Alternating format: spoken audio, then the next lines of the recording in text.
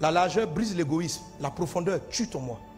La profondeur, c'est que quand tu t'approches des gens, il y a toujours quelque chose d'apparent qui peut t'attirer. Mais quand tu vas en profondeur, tu vas découvrir leur faux.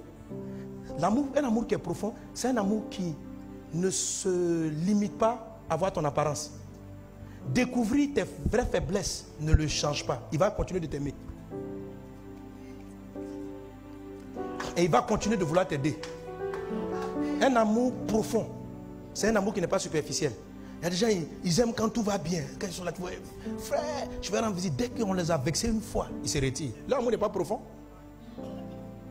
Un amour qui est profond, on ne le déracine pas facilement. C'est pourquoi la Bible dit enraciné. Donc il prend des coups, il découvre la méchanceté des autres, mais il ne se rétracte pas. Donc quand tu vas découvrir des gens que tu n'arrives plus à supporter, demain, fais un effort. Augmente ton amour, ça veut dire, essaie de dire celui-là, je ne le supportais pas, je vais faire un pas de plus. C'est ça, tu es en train de descendre ta racine. Tu es en train d'être plus profond. Tu es moins superficiel. Parce que les gens ne sont pas ce qu'ils font paraître. Donc tu peux pas être choqué. Tu dis, le gars là, il rit à moi, mais c'est un faux. Il ment. Quitte ma vie. Le vrai amour, quand il découvre que tu es un menteur, il ne te rejette pas.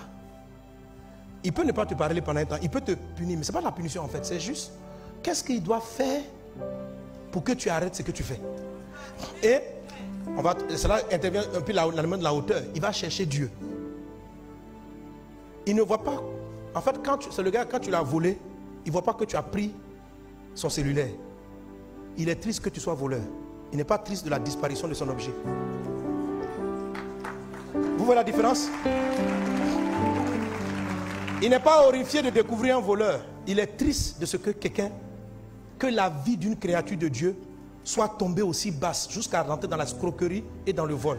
Il ne regarde pas ce qu'il perd parce que lui, rien ne lui appartient.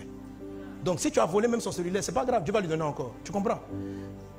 Il peut te sanctionner pour le vol, mais dans l'espoir que tu deviennes meilleur, que la correction peut te changer.